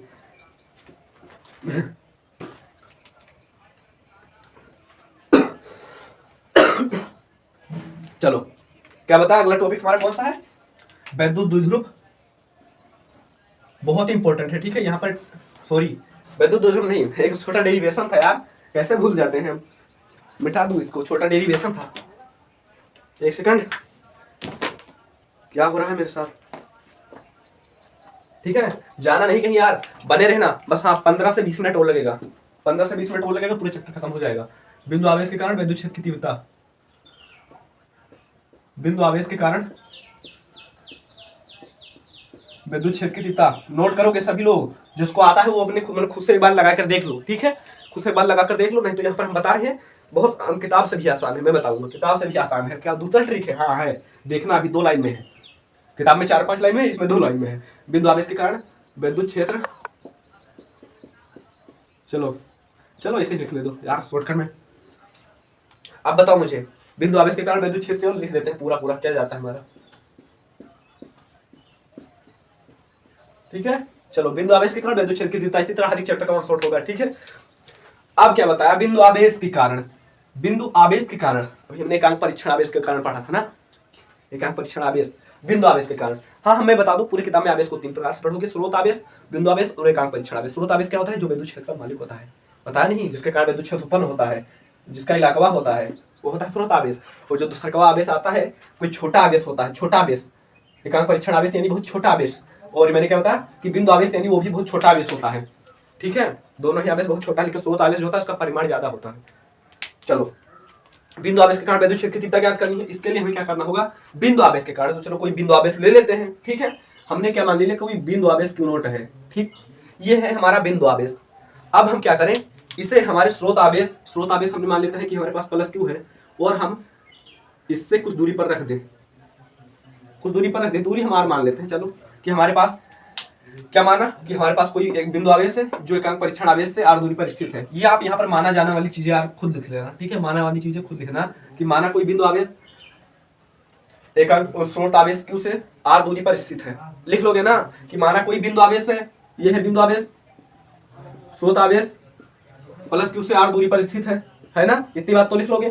तो क्या लिखोगे, अब बताओ न्यूटन चच्चा कूलाम चच्चा आएंगे कि नहीं, यहाँ पर 2 आवेश आ गए पास में, क्या होगा, बल लगेगा इनके बीच, बल लगेगा, है ना, बल तो लगेगा इनके बीच। अब दो जब आवेश एक दूसरे के पास आ जाएंगे तो क्या होगा, बल तो लगेगा, ये तो बनी बात है कि उनके बीच बल लगेगा। अब बल चाहे आकर्षण का हो या पदकर्षण का हो, पदकर्षण का हो, लेकिन बल लगेगा। मैंने बता दिया आकर्षण कब लगेगा और पदकर्षण कब लगेगा, ठीक है। चलो अब बल चाहे आकर्षण का हो पदकर्षण का हो, लेकिन अगर 2 आवेश एक दूसरे को दूरी पर स्थित है तो उनके बीच बल लगेगा, ये बनी बात है। अब बताओ, इन्होंने बताया कि लगने वाला जो बल होगा ना, क्या होगा, Q नोट पर लगने वाला बल, ठीक है। Q नोट पर यानी बिंदु आवेश पर लगने वाला बल क्या हो जाएगा, मुझे बताओ। लगने वाला बल जब इसके पास आएगा तो ये बल लगाएगा ना, बल लगेगा इनके बीच ना, तो बल लगने वाला बल क्या होगा, बल को किससे लिखते हैं बताओ, बल को किससे लिखते हैं, F से ना, इनके बीच लगने वाला बल क्या होगा? गुलाम चाचा ने बताया नहीं था 1/4πε0 इंटू Q1 Q2 बटे आर स्क्वायर, यानी 1/4πε0 और क्या इंटू Q1 Q2 उसमें, यानी Q1 Q2 यानी Q1 मतलब पहल का आवेश और Q2 मतलब दूसरा का आवेश। पहल का आवेश प्लस Q है, दूसरा का आवेश ये है, तो इसको उठाकर हम रखेंगे Q1 Q2 के स्थान पर क्या रखेंगे? Q इंटू Q0, ये पहला आवेश इंटू दूसरा आवेश बटे आर स्क्वायर, है ना? ये हो जाएगा। इनके बीच लगने वाला बल क्या हो जाएगा? 1/4πε0 into Q naught R square. अब क्या करेंगे? अब यहाँ पर बस एक लाइन करना है, एक लाइन का काम है, मैं बता दूं, एक लाइन का बस काम है। इसको उठाओ और यहाँ पर फेंको। अब देखो क्रॉस मल्टीप्लाई में आपको पता है कि जो यहाँ इधर वाला होता है इधर चला जाता है, इधर वाला इधर, यानी इधर गुणा में है इधर जाएगा भाग में हो जाएगा, है ना? इधर गुणा में है तो इधर जाएगा भाग में हो जाएगा, तो क्या हो जाएगा? F/Q0, है ना? इधर यहाँ नीचे आ जाएगा कि नहीं? ठीक है, बटे Q0 हो जाएगा, तो इधर बचेगा क्या? बाकी सब तो वही रहेगा ना, 1/4πε0 इंटू Q0 तो भाग आया है, इधर बचा आर स्क्वायर, है ना? बटा मतलब आर स्क्वायर बच गया। हो गया भाई, काम हो गया हमारा। बस कुछ नहीं किया, लगने वाला बल ये था, Q0 को इधर नीचे भेज दिया, ये देखो यहाँ भेज दिया, है ना? अब कुछ नहीं करना है आपको, हमारा सूत्र निकल कर आ गया। सूत्र कहाँ निकल कर आया? यही तो आया है ना। अब बताओ इतने को हम क्या लिख सकते हैं? इतने को मुझे बताओ क्या लिख सकते हो? क्या है लिखा है? F/Q0, है ना? यानी बल बटे आवेश। किसका सूत्र है मुझे बताओ ना? एकांक परीक्षण आवेश पर लगने वाला बल, विद्युत क्षेत्र की तीव्रता यार, E बराबर F/Q, है ना? यही तो पढ़े अभी पीछे हम, E बराबर F/Q, यानी F/Q के स्थान पर हम क्या लिख सकते हैं? E लिख सकते हैं। क्या लिख सकते हैं? E लिख सकते हैं, है ना? E और बाकी तब इधर वाला तो वैसे ही लिख देंगे, है ना? 1/4πε0 इंटू Q बटे आर स्क्वायर, है ना? ये हो जाएगा। चलो क्लियर है इतनी बात? ठीक है। हाँ, ये इसका न्यूटन प्रति कूलाम, ठीक है, न्यूटन प्रति कूलाम। चलो ये निकल कर हमारा आ गया। क्या अब इससे आसान भी कोई डेरिवेशन है? ये कोई कठिन डेरिवेशन है? कुछ नहीं, लगने वाला बल इतना था, बल का सूत्र हमें पता था, Q0 को उठाकर उधर भेज दिया, बन गया। कुछ नहीं किया, Q0 को उठाकर नीचे भेज दिया, सूत्र बन गया। ठीक है, उठाकर यही रख दिया, E बराबर रख दिया, इसके स्थान पर E रख दिया, हो गया हमारा, है ना? 2 लाइनों में था। माना वाली चीजें हाँ यहाँ पर लिख लेना कि कोई बिंदु आवेश स्रोत आवेश की उससे r दूरी पर स्थित है, तो उनके बीच लगने वाला बल, बस, और कुछ नहीं करेंगे आप। नहीं, चलो इतनी बात क्लियर है ना? ठीक है यार, प्लीज नए हैं तुरंत ही क्या करेंगे यार, प्लीज चैनल को सब्सक्राइब कर लो, ठीक है? इस तरह की इंपॉर्टेंट क्लास मिलती रहती हैं। ठीक है, अब चलो मैं इसे मिटा देता हूं। अगला टॉपिक है हमारा बिंदु आवेश के कारण विद्युत, सॉरी ये हमने पढ़ लिया, विद्युत द्विध्रुव और विद्युत द्विध्रुव आघूर्ण। ठीक है, विद्युत द्विध्रुव और विद्युत द्विध्रुव आघूर्ण, बस हमें वो पढ़ना है। ठीक है मेरे भाई, चलो मिटा दूं मैं इसको, नोट कर लो, मिटा दूं मैं इसको, बताओ। चलो मिटा देता हूं मैं इससे, ठीक है? इंपॉर्टेंट तो इतना ही था ना कि हाँ, बिंदु आवेश के कारण, बिंदु आवेश से स्रोत आवेश की उससे r दूरी पर स्थित है, तो लगने वाला बल इतना होगा। Q0 को उठाकर इधर भेज दिया, तो ये क्या बन गया? विद्युत क्षेत्र की तीव्रता। हाँ, 2 लाइनों में था और 5 नंबर मिलेगा इसके लिए, बता देता हूँ कितने नंबर? 5 नंबर। चलो विद्युत द्विध्रुव और विद्युत द्विध्रुव आघूर्ण हमारा अगला टॉपिक है, ठीक है? विद्युत द्विध्रुव और विद्युत द्विध्रुव आघूर्ण। उसके बाद क्या बचेगा? अच्छी निरक्षीय वाला, और उसके बाद बिंदु विद्युत प्लस और गॉस के प्रमेय, बस, और ज्यादा नहीं है। ठीक है, बस 10-15 मिनट और लगेगा। मैं बहुत जल्दी से खत्म करने की कोशिश करता हूँ, ठीक है? बहुत जल्दी से मैं खत्म करने की कोशिश करता हूँ। अभी याद रखना, ये विद्युत द्विध्रुव विद्युत क्षेत्र की तरह, विद्युत क्षेत्र की तीव्रता की तरह, ये भी इंपॉर्टेंट है। क्या है? विद्युत द्विध्रुव और विद्युत द्विध्रुव आघूर्ण। ठीक है,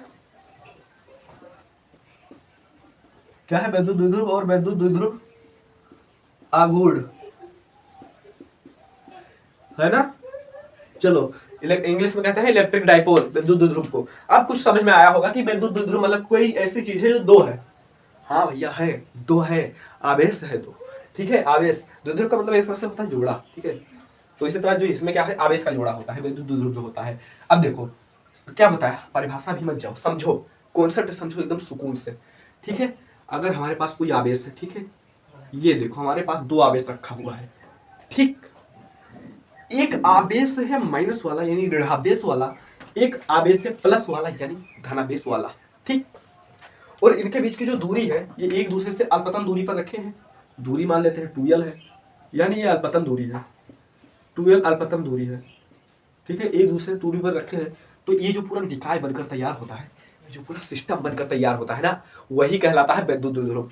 ठीक है, वही क्या कहलाता है? विद्युत द्विध्रुव। तो सिंपल शब्दों में समझिए कि अगर 2 आवेश रखे हैं, ठीक है, इनका परिमाण समान है, एक 10 कूलम आवेश है, दूसरे पर भी 10 कूलम आवेश है, लेकिन प्रकृति विपरीत है, एक माइनस है और दूसरा प्लस है। ठीक है, तो और एक दूसरे से अपतन दूरी पर स्थित है, तो ये पूरा निकाय जो बनकर तैयार होगा उससे ही क्या कहेंगे, वैद्युत द्विध्रुव। ठीक है, तो क्या लिखोगे, परिभाषा सुन लो ध्यान से, वह निकाय जिसमें दो विपरीत प्रकृति के आवेश एक दूसरे से अपतन दूरी पर स्थित होते हैं। अपतन दूरी क्या है, 2l। ठीक है, वह निकाय जिसमें विपरीत प्रकृति के आवेश एक दूसरे से अपतन दूरी पर स्थित होते हैं, है ना, वही क्या कहलाता है, वैद्युत द्विध्रुव। ठीक है, इतनी बात क्लियर है।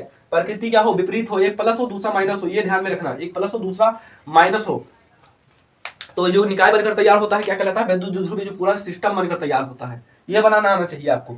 लिख लोगे ना वैद्युत द्विध्रुव क्या होता है, बताओ, लिख लोगे ना वैद्युत द्विध्रुव क्या होता है। वैद्युत द्विध्रुव वह निकाय जिसमें कोई दो आवेश, दो विपरीत प्रकृति के आवेश एक दूसरे से अल्पतन दूरी यानी 2l दूरी पर स्थित होते हैं। ठीक है, वही निकाय बनकर कहलाता है वैद्युत द्विध्रुव। अब देखो, पहली बात तो लिखोगे क्या है, सदिश राशि तो इसके मतलब इसकी दिशा भी होती है ना, हाँ दिशा होती है इसकी तरफ माइनस से यानी ऋणावेश से धनावेश की तरफ।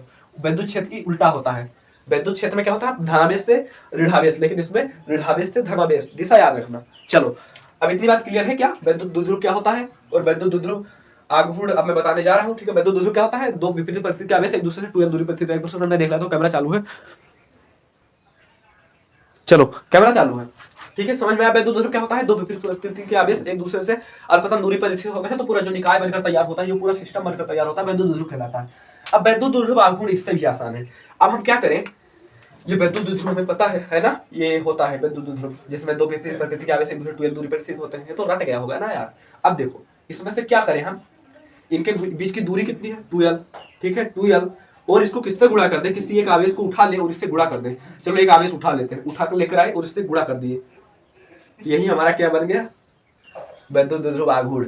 यानी क्या कह सकते हैं, इसे P से प्रदर्शित करते हैं, P बराबर क्या हो जाएगा, 2l क्यूब। यानी हम क्या कह सकते हैं कि वैद्युत द्विध्रुव के दोनों आवेशों के बीच की दूरी, ठीक, और किसी एक आवेश का परिमाण का जो गुणनफल होता है, इसका जो गुणा होता है, वही कहलाता है वैद्युत द्विध्रुव आघूर्ण। इसे P से प्रदर्शित करते हैं, ध्यान रखना। ठीक है, यानी P बराबर क्या हो जाएगा, दोनों आवेशों के बीच की दूरी यानी 2l गुणे में किसी एक आवेश का परिमाण यानी Q, तो क्या हो गया 2l क्यू। क्या बन गया हमारा सूत्र, क्या बन गया 2l क्यू। अब सूत्र पता है तो इसकी मात्रक तो लिख ही लेंगे ना, मात्रक क्या लिख लोगे बताओ। ये देखो क्या है, ये है आवेश का मात्रक क्या होता है, कूलम। ठीक, और 2l क्या है, दूरी का मात्रक होता है मीटर। ठीक है, तो क्या होगा, कूलम मीटर मात्रक हो गया इसका। ठीक है, चलो इतनी बात क्लियर है। ठीक है, मात्रक भी आपने लिख लिया, और हाँ बीमा लिख लो, अब इसकी बीमा भी लिख लो। चलो इसकी बीमा भी लिख लो, बीमा क्या हो जाएगा, इसकी बीमा हो जाएगा, आवेश की बीमा क्या होती है, AT, और दूरी की बीमा क्या होती है, L, है ना, यही तो होती है, तो बीमा हो जाएगी लात, LAT। ठीक है, ये हो जाएगी इसकी बीमा। वही हमने किया है भाई, कुछ नहीं। आवेश और क्या होता है, आवेश और दूरी का गुणनफल होता है ना, तो वही आवेश का बीमा हमने लिखा और गुणे में दूरी की बीमा लिखे, तो ये लात हो गया, यानी इसकी बीमा हो गई LAT। ठीक है, चलो नोट कर लो इसे भी। यहाँ वैद्युत द्विध्रुव क्या होता है, वह निकाय जिसमें विपरीत प्रकृति के आवेश एक दूसरे से 2l दूरी पर स्थित होते हैं, वैद्युत द्विध्रुव कहलाता है। सदिश राशि, और इसकी दिशा होती है ऋणावेश से धनावेश। और ये वैद्युत द्विध्रुव आघूर्ण क्या होता है, जो वैद्युत द्विध्रुव है इसके दोनों आवेशों के बीच की दूरी यानी 2l, और इनके किसी एक आवेश का गुणनफल यानी Q, 2l गुणे Q बराबर क्या हो गया, P बराबर 2l क्यू। मात्रक हमने लिख दिया कूलम मीटर, और बीमा हो गई लात। ठीक है, चलो इतनी बात क्लियर है। ठीक है, चलो अब हम बढ़ेंगे अपने अगले टॉपिक पर। वैद्युत द्विध्रुव हो गया, वैद्युत द्विध्रुव आघूर्ण भी हो गया। अब हमारा अगला टॉपिक क्या है, वैद्युत द्विध्रुव आघूर्ण के कारण अच्छी और निरक्षीय स्थिति में वैद्युत क्षेत्र की तीव्रता। चलो, वैद्युत द्विध्रुव के कारण अच्छी स्थिति में निरक्षीय स्थिति में वैद्युत क्षेत्र की तीव्रता इंपॉर्टेंट है भाई। ठीक है, बहुत इंपॉर्टेंट है। चलो इंपॉर्टेंट है भाई। चलो क्या है, वैद्युत द्विध्रुव के कारण वैद्युत क्षेत्र की तीव्रता, वैद्युत द्विध्रुव के कारण वैद्युत क्षेत्र की तीव्रता, वैद्युत द्विध्रुव के कारण वैद्युत क्षेत्र की तीव्रता। समझ लो, डेरिवेशन आपके लिए हलवा हो जाएगा। ठीक है, बहुत इंपॉर्टेंट है। ठीक है, जब हम ये निकालते हैं वैद्युत द्विध्रुव के कारण वैद्युत क्षेत्र की तीव्रता, पता है क्या होता है, वैद्युत द्विध्रुव क्या होता है, वैद्युत द्विध्रुव आपको पता है कि कोई दो आवेश है, ठीक है, एक माइनस Q है और दूसरा प्लस क्यू है, यानी विपरीत प्रवृत्ति की वजह से एक दूसरे से 2l दूरी पर स्थित है, तो ये निकाय क्या कहलाता है, वैद्युत द्विध्रुव कहलाता है। अब हम क्या करें कि इसके वैद्युत द्विध्रुव के कारण, यानी कोई वैद्युत द्विध्रुव है, इसके आसपास क्या करना है, हमें वैद्युत क्षेत्र की तीव्रता ज्ञात करना है ना। ठीक है, कोई हमारे पास वैद्युत द्विध्रुव है, तो इसके मान लीजिए किसी एक यहाँ पर कहीं भी हमें ज्ञात करना है वैद्युत क्षेत्र की तीव्रता, तो ये दो स्थितियों में ज्ञात होता है। ठीक है, यहाँ पर हम इसे दो स्थितियों में ज्ञात करते हैं। ठीक है, एक क्या होता है, अक्षीय स्थिति में वैद्युत क्षेत्र की तीव्रता, और दूसरा निरक्षीय स्थिति में वैद्युत क्षेत्र की तीव्रता। ठीक है, अभी मैं दोनों को समझाता हूँ। अक्षीय स्थिति में दो स्थितियों में होता है। ठीक है, ध्यान रखना, आज के बाद नहीं भूलोगे कि हाँ कैसे होता है, अक्षीय स्थिति में, और दूसरा होता है निरक्षीय स्थिति में। ठीक है, अब ध्यान से समझिए कि अक्षीय क्या होता है और निरक्षीय क्या होता है।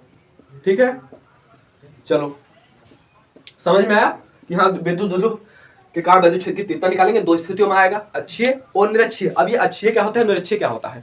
मान लो हमारे पास कोई वैद्युत द्विध्रुव है, वैद्युत द्विध्रुव बनाना तो आना चाहिए आप सभी को। ये रहा हमारे पास वैद्युत द्विध्रुव, दो आवेश को विपरीत प्रकृति के आवेश को 2l दूरी पर रख दिया, बन गया वैद्युत द्विध्रुव। अब इसके अक्षीय कह रहा है, अक्षीय के कारण, अक्षीय स्थिति में, अक्षीय मतलब क्या होता है, ये हमारा अक्ष है, ये हमारा अक्ष है, अक्ष के अनुदिश, अक्ष की दिशा में। ठीक है, अक्ष की दिशा में, यानी अक्ष, ये अक्ष है हमारा, तो अक्ष की दिशा में उधर यहाँ पर कोई बिंदु है, बिंदु मान लेते हैं P है, तो यहाँ पर हमें क्या ज्ञात करना है, वैद्युत क्षेत्र की तीव्रता। तो ये कहलाता है हमारा अक्षीय स्थिति। ठीक है, वैद्युत द्विध्रुव है, कह रहा है अक्षीय, अक्षीय मतलब अक्ष के अनुदिश यहाँ पर कोई बिंदु है, तो यहाँ पर P है, उसे मान लेते हैं P है, तो वहाँ पर हमें वैद्युत क्षेत्र की तीव्रता कहते हैं। निरक्षीय क्या होता है, मान लो हमारे पास कोई वैद्युत द्विध्रुव है। ठीक है, वैद्युत द्विध्रुव बना लेते हैं कि एक माइनस क्यू है, प्लस क्यू है, एक दूसरे से 2l दूरी पर रखे हैं, बन गया वैद्युत द्विध्रुव। ठीक है, अब क्या हो, निरक्षीय मतलब अक्ष के अनुदिश नहीं। ठीक है, तो क्या होगा, ये विषुवतीय तल पर होगा, यहाँ से इससे मध्य बिंदु O मान ले, तो इससे r दूरी पर यहाँ पर कोई बिंदु होगा P। ठीक है, तो यहाँ पर हमें वैद्युत क्षेत्र की तीव्रता ज्ञात करनी होगी। ठीक है, इसे मिलाकर हम इसे ज्ञात करेंगे। ठीक है, चलो विषुवतीय तल पर कोई बिंदु P है, यहाँ पर निरक्षीय स्थिति में, तो वहाँ पर हमें वैद्युत क्षेत्र की तीव्रता ज्ञात करनी होती है। अब मैं बताता हूँ इसके सूत्र क्या आएगा इसके लिए सूत्र क्या आएगा, जब वैद्युत क्षेत्र की तीव्रता ज्ञात करोगे, E बराबर इसके लिए आएगा 1/4 pi epsilon not into 2p/r³। ये हो जाएगा अक्षीय स्थिति वाला सूत्र। ठीक है, निरक्षीय स्थिति में निकालोगे क्या सूत्र आएगा, E बराबर 1/4 पाई एप्सिलॉन नॉट, ठीक है, इंटू p/r³। ठीक है, ये हो जाएगा। चलो इतनी बात क्लियर है, तो इसे छाप लीजिए। ठीक है, हाँ डेरिवेशन भाई आता है, इंपॉर्टेंट है। मैं डेरिवेशन सीरीज में करवा दिया हूँ मैं 3 से 4 बार, और मैंने परसों नरसों कराया था, मतलब कि हिंदी के लगभग 5 दिन हो गया हो करवाया। मैं दोबारा करवा दूंगा भाई, डेरिवेशन सीरीज में दोबारा करवा दूंगा मैं इसका डेरिवेशन। ठीक है, अभी के लिए इतना नोट कर लीजिए। ठीक है, चलो नोट कर लिया आपने। अच्छे मतलब कोई वैद्युत द्विध्रुव है, अच्छे मतलब अक्ष के अनुदिश, अक्ष की दिशा में कोई बिंदु यहाँ पर है, और निरक्षीय मतलब ये देखिए विषुवतीय तल पर यहाँ पर कोई बिंदु है। ठीक है, तो वहां पर वैद्युत क्षेत्र की तीव्रता हमें ज्ञात करना है। चलो इतनी बात क्लियर है, तो बढ़े हम अपने अगले टॉपिक पर। चलो हाँ भाई, मैं हमेशा कहता हूँ लाइक यार सब्सक्राइब करने से कोई मतलब लाइक ना करो। ठीक है, नहीं पसंद आ रहा है, पर भाई सब्सक्राइब तो करके रखो ना। इसलिए सब्सक्राइब करके बेल आइकन को ऑल पर सेट कर दो, क्लासेस का नोटिफिकेशन आप तक पहुंचे, है ना। और क्या चाहिए, इसीलिए मैं कहता हूँ सब्सक्राइब कर लिया करो, बस और कुछ नहीं कहता मैं आपसे कि हाँ कमेंट करो, शेयर करो। ठीक है, चलो भाई ठीक है, इतनी बात क्लियर है। शायरी हो जाए, बताओ शायरी हो जाए कोई। ठीक है, शायरी इसलिए कह रहा हूँ क्योंकि ये देखो हमारा बहुत नया और तड़कता धड़कता टॉपिक आ चुका है। ठीक है, टॉपिक कौन सा है, इस पर पूरा चैप्टर है, इस पर पूरा चैप्टर ही है, इसीलिए मैं तड़कता भड़कता टॉपिक कह रहा हूँ। ठीक है, बस 5 मिनट, अब 5 मिनट और लगेगा बस। ठीक है भाई,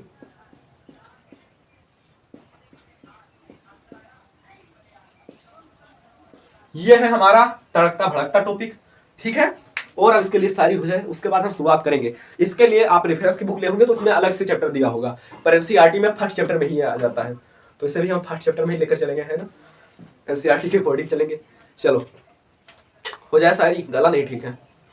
ठीक है, तो शायरी इस तरह है कि अब तो ना वफा होगी, अब तो ना वफा होगी और ना ही वफा की बात होगी, अब तो ना वफा होगी और ना ही वफा की बात होगी, अब होगी मोहब्बत जिससे भी पेपर के बाद होगी, पेपर के बाद होगी।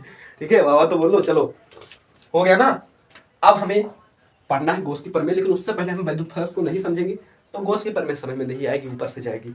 फ्लक्स क्या होता है, तरल प्रवाह की दर होता है। अब मैं बता दूं, ठीक है, इस तरह समझो वैद्युत फ्लक्स क्या होता है। वैद्युत क्षेत्र है हमारे पास, ठीक है, और वैद्युत क्षेत्र में कोई बंद पृष्ठ, ये देखो हम ले लिए, हमारे पास कोई एक पृष्ठ है। ठीक है, समझे, ये कोई पृष्ठ है, विद्युत क्षेत्र में स्थित कोई पृष्ठ है, और यहाँ से अब हम क्या करें, विद्युत बल रेखाओं को गुजारे। विद्युत बल रेखा आपको पता है, यहाँ से गुजारे हम इसको, चलो गुजार रहे हैं। ठीक है, यहाँ से हम गुजार रहे हैं, ये इधर जा रही है। ठीक है, चलो ये जा रही है, इधर से गुजर रही है, इधर से गुजर रही है, और इधर ये जा रही है, ठीक है, गुजार रहे हैं हम इनको, ठीक है। अब क्या होगा, जिनकी संख्या होगी वही कहलाएगा वैद्युत फ्लक्स, ठीक है। यानी हम क्या कह सकते हैं कि वैद्युत क्षेत्र में स्थित किसी बंद पृष्ठ से गुजरने वाली वैद्युत बल रेखाओं की संख्या, ये है वैद्युत बल रेखाएं, ठीक है, वैद्युत बल रेखाएं हैं, इनकी की संख्या को क्या कहते हैं, वैद्युत फ्लक्स कहते हैं, है ना। बनी बात है, बढ़िया बात है। चलो मैं देख लेता हूँ कोई टॉपिक तो नहीं छूट रहा है, बस एक सेकंड रुकना, मुझे कोई टॉपिक तो नहीं छूट रहा, मैं देख लूँ बार, बस ये भी हो गया, ये भी हो गया, अच्छे मेरे अच्छे। मैंने हाँ डेरिवेशन छूट रहा था, मैं डेरिवेशन सीरीज में करवा दूंगा, ठीक है मेरे भाई। चलो टेंशन लेने वाली कोई बात नहीं है, मैं डेरिवेशन सीरीज में करवा दूंगा उसे। अब देखो मैंने क्या बताया, परिभाषा क्या लिखोगे विद्युत फ्लक्स की, कि विद्युत क्षेत्र है हमारे पास, कोई विद्युत क्षेत्र है, विद्युत क्षेत्र में किसी बंद पृष्ठ से गुजरने वाली जो समस्त ये विद्युत बल रेखाएं की संख्या है, इन्हीं को क्या कहते हैं, विद्युत फ्लक्स कहते हैं। सिंपल वर्ड में यार, ये विद्युत बल रेखाएं हैं, इन्हीं की संख्या की माप, इन्हीं की संख्या की माप होता है विद्युत फ्लक्स। क्या लिखोगे, विद्युत बल रेखाओं की संख्या की माप, लिख देता हूं मैं। विद्युत फ्लक्स किसे कहते हैं, विद्युत बल रेखाओं की संख्या की माप। शॉर्टकट में मैंने लिखा है, आप लिखोगे तो मॉडिफाई करके लिखोगे कि विद्युत क्षेत्र में स्थित किसी बंद पृष्ठ से गुजरने वाली विद्युत बल रेखाओं की जो संख्या होती है उसी की माप को कहते हैं विद्युत फ्लक्स, ठीक है। चलो, और इसे मैं बता देता हूं, फाई से प्रदर्शित करते हैं। इसे किससे प्रदर्शित करते हैं, फाई से। अब इसे फाई से प्रदर्शित करेंगे तो अब फाई बराबर क्या हो जाएगा, क्या हो जाएगा। मैं सूत्र बताने से पहले एक छोटी सी मैं आपको कहानी बताता हूँ। कहानी कहने का अर्थ है, देखो हम बात करें तो विद्युत क्षेत्र जो है, विद्युत फ्लक्स किन बातों पर निर्भर करेगा, विद्युत फ्लक्स किन बातों पर निर्भर करेगा, विद्युत फ्लक्स यानी जो विद्युत बल रेखा गुजर रही है इन्हीं को तो विद्युत फ्लक्स कहते हैं ना। तो अगर एक छोटा सा एग्जांपल, एक सेकंड कैमरा चालू है क्या, कैमरा चालू है। मैं बता रहा था कि एक छोटा सा एग्जांपल ले, मान लो मैं आपसे पूछूं, ठीक है, ध्यान से सुनना, सुकून से एकदम, मैं इसे रख देता हूं, बस 1 मिनट लूंगा, ठीक है। और लेकिन ये समझ में आएगा एकदम मक्खन की तरह। आपके पास कोई घर है, ठीक है, मैं मान लेता हूं आपके पास कोई घर, ये आपका कमरा है, ठीक है, ये रहा आपका कमरा, और यहाँ पर क्या है, एक बार आपके पास खिड़की है। अब मैं इससे पूछूं, इससे हवा जाएगी, है ना, इसमें हवा जाएगी, तो अब मुझे बताओ कि हवा कब ज्यादा आएगी कब कम आएगी, ये किस बात पर निर्भर करेगा। हाँ भैया, एक बात तो है, एक सेकंड, एक बात तो है कि अगर क्षेत्रफल बड़ा होगा, खिड़कियां खूब बड़ी होगी, तो हवा ज्यादा आएगी, हवा ज्यादा आएगी, है ना। आपने क्या बताया कि क्षेत्रफल, कि हाँ खिड़की बड़ी होगी तो हवा ज्यादा आएगी। हाँ, और कुछ लोग आइंस्टीन वाले होंगे, दिमाग वाले लगाने वाले, हाँ भैया एक बात और है, जितनी तेजी से आएगा, जितनी गति से आएगा, खूब तेजी से आ रहा है तो ज्यादा आएगी, है ना। यानी क्या बताएंगे, कुछ लोग बता देंगे इसकी तीव्रता, ठीक है, कितनी तेजी से आएगी इस पर निर्भर करेगा। ज्यादा तेजी से आएगी तो ज्यादा आ जाएगी, धीमी आएगी तो कम आएगी, है ना। तो कुछ लोग ये भी बता देंगे, क्या बताया आपने, क्षेत्रफल और तीव्रता। इसी तरह मैं पूछूं, एक पाइप है, ठीक है, चलो पाइप से पानी लगातार बह रहा है, मैं बोलूं आपसे ये किस बात पर निर्भर करेगा, बताओ किस बात पर। तो बताओगे भाई कि पानी कब ज्यादा बहेगा कब कम बहेगा, किस बात पर निर्भर करेगा, बताओगे। हाँ हमारे पास ये रही पाइप, ठीक है, पाइप ये तो नहीं है। अगर इसका क्षेत्रफल जो है, ये वाला क्षेत्रफल ज्यादा मोटी पाइप होगी ना, ज्यादा बड़ा क्षेत्रफल होगा तो इससे पानी ज्यादा बहेगा, है ना। ज्यादा क्षेत्रफल बड़ा होगा तो पानी ज्यादा बहेगा। और क्या होगा कि अगर क्षेत्रफल कम होगा पानी कम बहेगा, यानी आपने क्षेत्रफल बताया, ठीक है। और दूसरे कुछ लोग बताएंगे कि हाँ पानी कितनी तेजी से आ रहा है, इस पर ही तो निर्भर करेगा ना। खूब तेजी से पानी बहा रहा है तो पानी ज्यादा बहेगा, यानी तीव्रता, यही तो बताओगे ना। क्षेत्रफल बताए और तीव्रता, इसलिए जो विद्युत फ्लक्स होता है ये भी दो ही बातों पर, इन्हीं दो बातों पर निर्भर करता है। एक बात कि हाँ इसका क्या है, क्षेत्रफल कितना है, क्षेत्रफल यानी डीए कितना है, ये रहा, ठीक है। यहाँ पर मैं इसका क्षेत्रफल बता देता हूँ, ये रहा डीए, मैं छोटे से क्षेत्रफल का निकालना है तो इसलिए डीए लिखूंगा, ठीक है। और विद्युत क्षेत्र की तीव्रता इस तरफ होगी, तो यही ये भी दो ही बातों पर निर्भर करेगा, एक क्षेत्रफल पर और दूसरा विद्युत क्षेत्र की तीव्रता पर। यानी यहाँ का सूत्र लिखेंगे तो फाइव से परिचित करेंगे तो क्या लिखेंगे, इस एक सेकंड, यहाँ इसकी तीव्रता, विद्युत क्षेत्र की तीव्रता और गुणे में क्षेत्रफल, ठीक है, e into d a, phi बराबर फाई, इसे फाई ई से परिचित करते हैं, याद रखना, ई इंटू डी ए, ठीक है। अब बताओ फाई ई से को परिचित करते हैं, चुंबकीय फ्लक्स को भी तो फाई से परिचित करें, तो आपने वहां भी फाई से परिचित किया था। ई मतलब विद्युत, इलेक्ट्रिक, इलेक्ट्रिक, ठीक है, इसलिए विद्युत। अब बताओ जब यहाँ पर इस तरह ये इसका सदिश रूप है, इस तरह वेक्टर में लिखा होता, वेक्टर फॉर्म में, तो उससे क्या करते हैं, इसे लिख देते हैं, अगर ए इंटू बी लिखा होता तो लिख देते ए बी कोस थीटा, तो ये लिखा है ई इंटू डी ए तो लिख देंगे E D A cos theta, E D A cos theta, ठीक है। अब इसका जब हम समाकलन करेंगे, यानी हम इसका संपूर्ण का निकालेंगे, संपूर्ण पूरे का, तो क्या कर देंगे इसको, फाई ई बराबर क्या हो जाएगा बताओ, पूरे का जब निकालेंगे, ये छोटे से क्षेत्रफल का निकाल रहे थे हम, पूरे का निकालेंगे, ये देखो समाकलन कर दिए और E D A cos theta हो गया, ठीक है। अब आप यहां से क्या करेंगे, इसको बाहर ले आएंगे, ई और कोस थीटा को बाहर ले आएंगे, अंदर डीए बचना चाहिए, ई और कोस थीटा को बाहर ले आएंगे, अंदर क्या बचा डीए, ठीक है, फाई इधर है, ठीक है, इतना बचा ना। अब सूत्र क्या लिखोगे, तो सूत्र क्या लिखोगे, ई कोस थीटा है, ई कोस थीटा लिख दिया, ठीक है। चलो, और इस तरह जब कोई लिखा होता है समाकलन डीए, समाकलन डीएक्स लिखा है तो एक्स हो जाता है, समाकलन डीआर लिखा है तो आर हो जाता है, इसलिए समाकलन डीए है तो ये हो जाएगा, यानी सिर्फ ये ए बचेगा। तो ये ई के बगल में लिख दो ये कोस थीटा, ठीक है। तो फाई बराबर क्या हो गया, ये कोस थीटा। चलो बस, हाँ यार इतना बवाल मत याद रखो, बस ये याद रखो कि हाँ ये होता है फाई बराबर ये कोस थीटा, ई होता है वैद्युत क्षेत्र की तीव्रता, और ये होता है ए कितना होता है, ये होता है क्षेत्रफल, ठीक है। और ये कोस थीटा क्या होता है, इनके बीच यहाँ पर लगने वाला जो वो होता है बनने वाला कोण, ये होता है, ठीक है। चलो इतनी बात क्लियर है। विद्युत फ्लक्स क्या होता है, सिंपल वर्ड में कहें तो विद्युत बल रेखाओं की संख्या की माप, यानी विद्युत क्षेत्र है कोई, उससे वहां कोई बंद पृष्ठ रखा हुआ है, तो इससे गुजरने वाली जो विद्युत बल रेखाएं हैं इनकी संख्या को ही क्या कहेंगे, विद्युत फ्लक्स कहेंगे। क्या होता है, दो बातों पर निर्भर करेगा, क्षेत्रफल और तीव्रता पर, ठीक है। बहुत अच्छे से बताया उससे। उसके बाद में सूत्र क्या होगा, फाई बराबर ये कोस थीटा, ठीक है, ये कोस थीटा। चलो इतनी बात क्लियर है। हाँ मैंने वो तो बताया ही नहीं, मात्रक तो मैंने बताया ही नहीं। मैं इसे मिटाकर इधर मैं मात्रक बता देता हूँ आपको, ये वाला मैं मिटा देता हूँ, इसी स्थान पर मैं मात्रक बता देता हूँ आपको, ठीक है। मात्रक, मात्रक मुझे बताओ, सूत्र ये पता है ना, तो इसी से मात्रक लिखोगे। सूत्र क्या पता है, विद्युत क्षेत्र की तीव्रता और क्षेत्रफल, तो विद्युत क्षेत्र की तीव्रता लिखो और गुणे में विद्युत क्षेत्र की तीव्रता का मात्रक लिखो और गुणे में ए यानी क्षेत्रफल का मात्रक लिखो, ठीक है। विद्युत क्षेत्र की तीव्रता का मात्रक क्या होता है बताओ, ई बराबर एफ बाई क्यू, यानी न्यूटन प्रति कूलाम, यही तो होता है ना, तो न्यूटन प्रति कूलाम लिखो। और उसके बाद में यह है ए यानी क्षेत्रफल, यानी मीटर स्क्वायर एम स्क्वायर, तो ये क्या हो जाएगा, न्यूटन प्रति कूलाम मीटर स्क्वायर, यही तो हो जाएगा ना, न्यूटन प्रति कूलाम मीटर स्क्वायर। मैं देख लेता हूँ बार, हाँ भाई ये ऊपर जाएगा, भाई ये ऊपर जाएगा ना, जब इसे भिन्न के रूप में लिखेंगे ऊपर जाएगा, मैंने ध्यान नहीं दिया।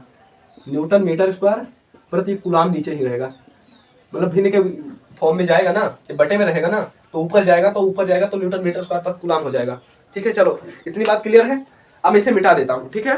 नोट कर लिया आप लोगों ने, यहाँ विद्युत फ्लक्स क्या होता है, सिंपल वर्ड में समझो यार, विद्युत बल रेखाएं हैं जो गुजर रही हैं, इन्हीं की जो संख्या होगी उससे कहेंगे विद्युत फ्लक्स बराबर फाई बराबर इंटू डी होता है, फाई से पासिंग करते हैं ना, दो बातों पर निर्भर करता है, क्षेत्रफल और तीव्रता पर, मतलब होता है न्यूटन मीटर स्क्वायर पर कूलाम। चलो अब समझेंगे हमारा लास्ट टॉपिक, बस 2 मिनट का काम है, उसके बाद पूरा खत्म, ठीक है। गॉस की प्रमेय, गॉस की प्रमेय सबसे लास्ट टॉपिक है हमारा।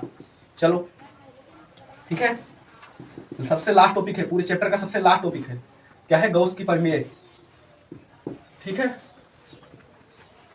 गॉस की प्रमेय। अब गॉस चचा ने क्या कहा था, ठीक है, गॉस चचा ने कुछ किया नहीं था, उस टाइम पर होते तो हम तुम भी कर लेते। क्या बताया था, सभी को पता था कि हाँ अगर कोई बंद पृष्ठ है, ठीक है, कोई बंद पृष्ठ है तो उससे विद्युत बल रेखाएं गुजरेंगी, ठीक है। तो इन्होंने सिर्फ ये बता दिया कि गुजरेंगी कितना, कितना गुजरेंगी, संख्या ही बता दिया, यहाँ विद्युत फ्लक्स कितना गुजरेगा। तो इन्होंने बताया कि जो विद्युत, अगर मान लो कोई बंद पृष्ठ है, ठीक है, इसमें बहुत सारा आवेश रखा है, ठीक है, ये आवेश रखा है, मान लेते हैं प्लस क्यू आवेश है, ठीक है। तो क्या बताया, यहाँ से अगर हम थोड़ा से छोटे से क्षेत्रफल से इसमें क्या करें, विद्युत बल रेखाओं को गुजारें, ठीक है। मैं इसे मिटा देता हूँ, बस यहीं से गुजारना है आपको, मैंने समझा दिया किसी तरह आप गुजारें। मैं इसे यहाँ पर मिला देता हूँ, ठीक है। यहाँ पर कोई बिंदु पी मान लेते हैं, ठीक है, गुजारें तो इनकी जो संख्या होगी ना वही बताया इन्होंने, ठीक है। तो किसी बंद पृष्ठ है कोई, ये गौसियन पृष्ठ है, इसे क्या कहेंगे, गौस चच्चे ने बताया था, तो इसे क्या कहेंगे, गौसियन पृष्ठ, क्या कहेंगे, गौसियन पृष्ठ, ये समझिए। चलो यानी कोई बंद पृष्ठ है तो उससे गुजरेगा, क्या गुजरेगा, विद्युत फ्लक्स गुजरेगा, तो उसकी संख्या कितनी होगी ये बता दिया। क्या बताया, किसी बंद पृष्ठ से गुजरने वाला कुल विद्युत फ्लक्स यानी फाई कितना होगा, कुल आवेश, ठीक है। भाई क्या करें यार, प्रॉब्लम तो है, ठीक है। क्या बताया कि कोई बंद पृष्ठ से उससे विद्युत फ्लक्स गुजर रहा है तो उसका कितना होगा, फाई से परिवर्तित करें तो फाई बराबर क्या होगा, कितना गुजरेगा, कुल आवेश जो होगा, यानी मान लेते हैं कुल आवेश क्यू है तो उसका 1/एप्सिलॉन नॉट गुना, यानी उसका 1/एप्सिलॉन नॉट गुना, कुल आवेश क्यू है तो उसका 1/एप्सिलॉन नॉट गुना होगा कुल विद्युत फ्लक्स, ठीक है। चलो यानी हम इसे फाई से परिवर्तित करें, फाई बराबर क्या हो जाएगा, क्यू अपान एप्सिलॉन नॉट, ठीक है, ये हो जाएगा। किसी विद्युत फ्लक्स, किसी बंद पृष्ठ से गुजरने वाला कुल विद्युत फ्लक्स कितना होगा, कुल आवेश, यानी हमने कुल आवेश क्यों मान लिया तो इसका 1/एप्सिलॉन नॉट गुना होगा, तो फाई बराबर क्या हो गया, क्यू अपान एप्सिलॉन नॉट, ठीक है मेरे भाई। अब चलो हाँ आप नियम लिख लो ना, मैं नियम लिख देता हूँ, नियम लिख देता हूँ, किसी बंद पृष्ठ से नियम में लिख देता हूँ, ठीक है, आप लोग भी लिख लीजिए, किसी बंद पृष्ठ से, बस लास्ट टॉपिक है, ठीक है, किसी बंद पृष्ठ से होकर गुजरने वाला, ठीक है, लिख लो भाई, ठीक है, कुल विद्युत फ्लक्स उस पृष्ठ के कुल आवेश का